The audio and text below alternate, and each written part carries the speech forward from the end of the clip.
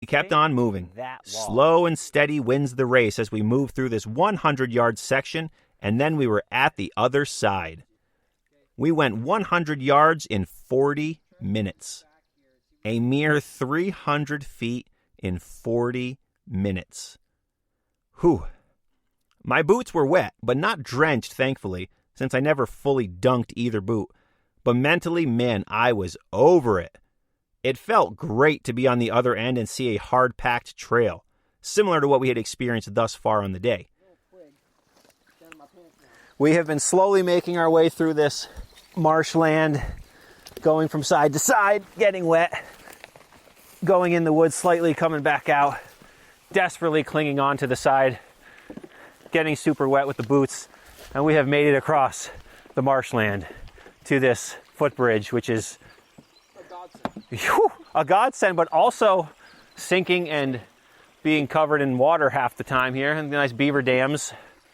Wow, that was a challenge. It was. So far, before we got to there, the whole trail was just literally a delight. Dry? They're dry enough to move, yeah, we're good. Yeah, that was one of the most challenging sections of the trail so far that I've experienced big time. And not long after we completed that football field-sized marsh, we arrived at the Cary Lean-To Junction at 8:30 a.m., a little over 4 miles in. That's one of my favorites, the blueberry muffin. I got peanut butter in here and I got cookie dough. It is 8:30 a.m. We have arrived at the trail junction here to go over to the Cary Lean-To, which here on the sign it says the Cedar River Flow Lean-To, 0.15 miles off the trail. But we got some more trail markers. Cedar River Headquarters, 4.4 miles behind us. Stevens Pond Lean-To, 13.6. Blue Mountain Lake, 18.2. But we are continuing south towards the Cedar Lakes Lean-To, which is 4.5 miles from us.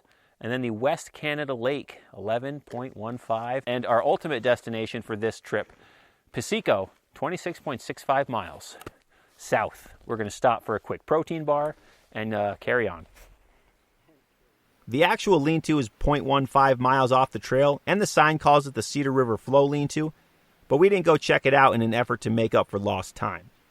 The trail for the next couple miles runs along the Cedar River, sometimes right along the shore, and then other times up in the woods a ways, but for the next 5 miles we were able to cruise as we traversed the woods between Round Mountain on our left to the east and Lamphere Ridge on our right. You'll gain some elevation, or lose elevation depending which direction you're hiking, but if you're hiking southbound, you'll gain, but not too much overall, just climbing some small ridges here and there. It is 10 a.m. and we are 8 miles into the hike. We're walking along the Cedar River right now, nice and gentle. Trail goes along the river. Looks like a very delicious river. I would love to drink it, but I do not need water yet. But later I will. Snow on the other side of the river, not so much on this side, thanks to how the sun is hitting it, so that's good. Little snow still in the woods. Making good time, cruising right along. So far, the only slow portion of the day was that 100 yards of just bog, swampy mess. But the rest of the trail has been really nice, actually. The first 8 miles or so since leaving Wakely Dam, the woods were mostly spruce and evergreens. And then in this stretch between Cary Lean-To and the Cedar Lakes, you'll walk through some hardwood areas with lots of leaves, nice and open woods. And these stretches had much less snow, so I was pretty pleased in that regard. It was also very colorful, with crunchy leaves, so not too bad, and a nice change of pace. We made it to the Cedar Lake Dam around 11:15 a.m., which was nice because as far as landmarks, there's nothing too notable between Cary Lean-To and the Cedar Lakes. Just a 4-mile stretch of walking through the woods along Cedar River, but once you come out to the dam, it's pretty cool. But since it was sunny and this area was super open, the snow here was gone. And it looked immaculate. Postcard worthy. We're here at the Cedar Lake Dam. Another trail register. It's almost 11:15. Making good progress. Soon we'll be at a lean-to and we're going to have some lunch. But really nice area here at this dam. And there's even some canoes here in the woods in front of us. We're going to walk along the river some more. We were 10 miles away from Spruce Lake according to the sign here at the dam, and we were just over 10 miles into the day since we left the Moose River Rec area. So we decided this was a good area to eat lunch.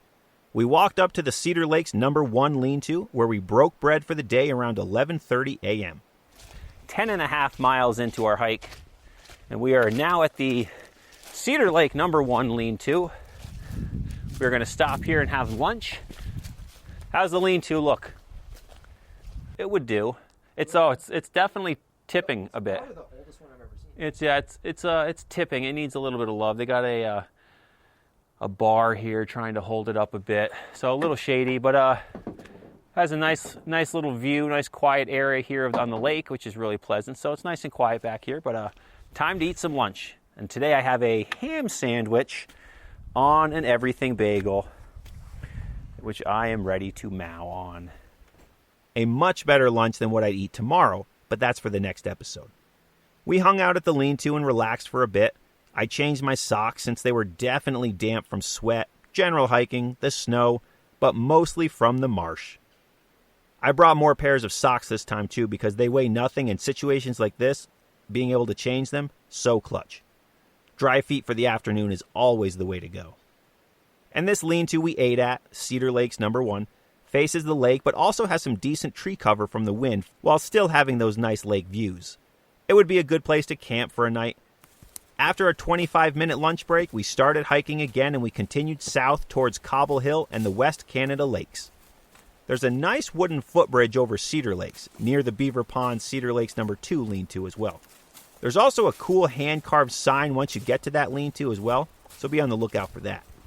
But we kept walking and soon we were climbing up, over, and kind of around Cobble Hill in woods that were mostly big hardwood trees with small younger spruces peppered in here and there. We're currently walking through a nice forest with a mix of big hardwood trees and then smaller new spruce trees as we're walking around Cobble Hill at the moment. Not to be confused with the Cobble Hill in Lake Placid. So this is the Cobble Hill in the West Canada Lake wilderness.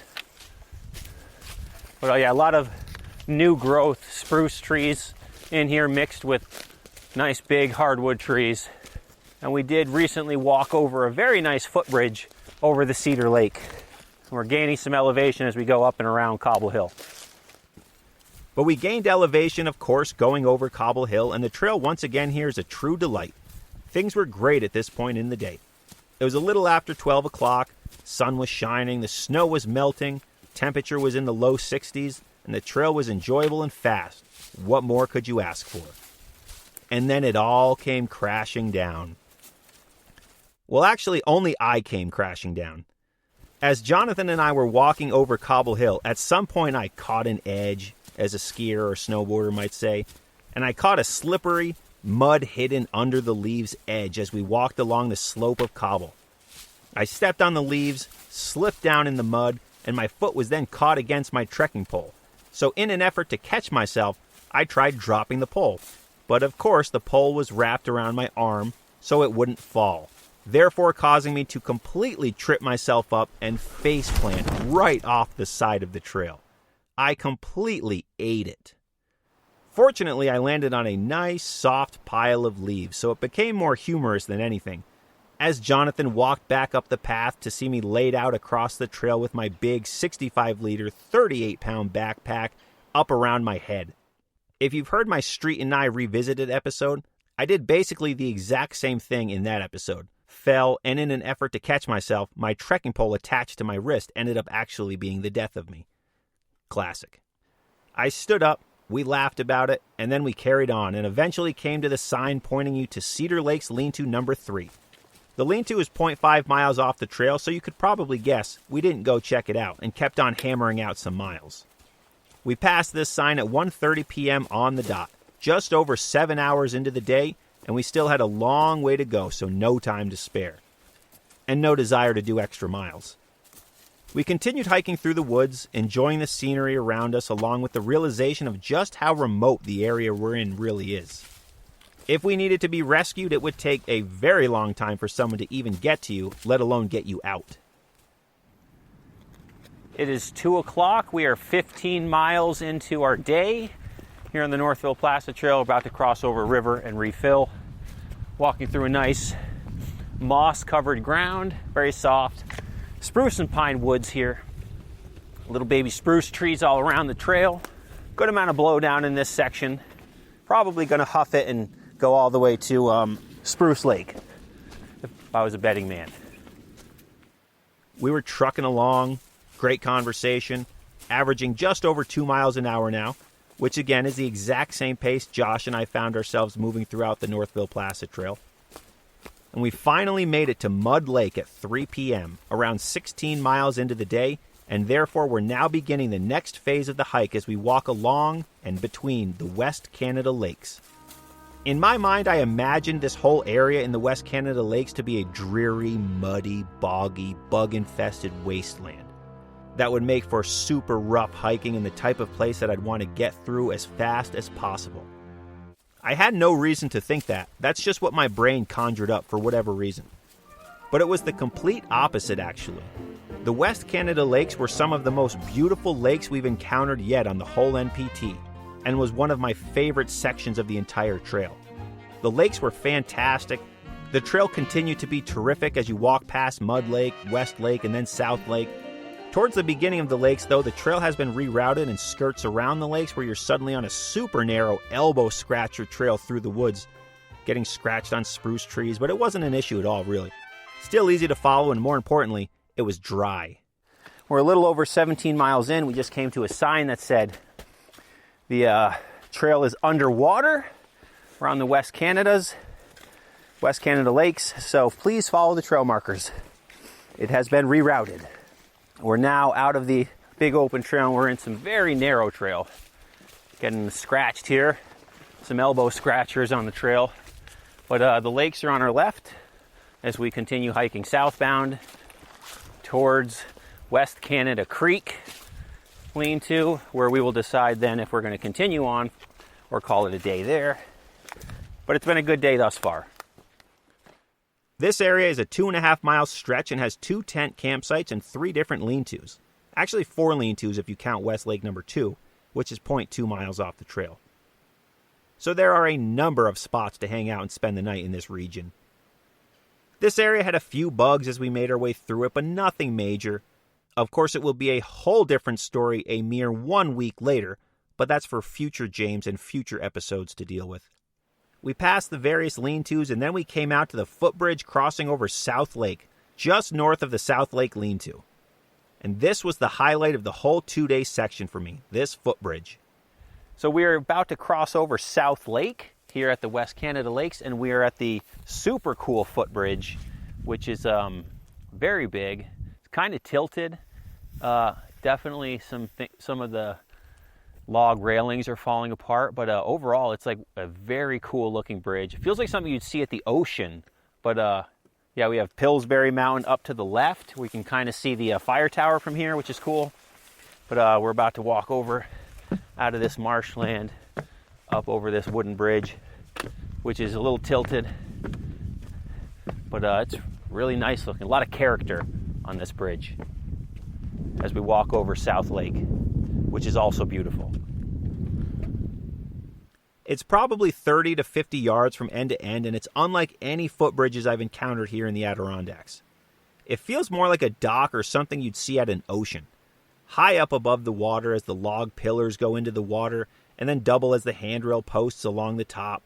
And the whole bridge at first sight looks like it might tip over, but it's plenty sturdy as half of it leans and kind of slants one way, and then the other half slants the opposite way. Clearly part of it must be sinking kind of, hence the bridge twisting in a sense. But it's fine, very strong and sturdy, no issue, and it looks really cool. It also has a rope handrail, which is great. So it's a cool bridge over a nice big lake, and it was a clear sunny day, so it made for the perfect photo.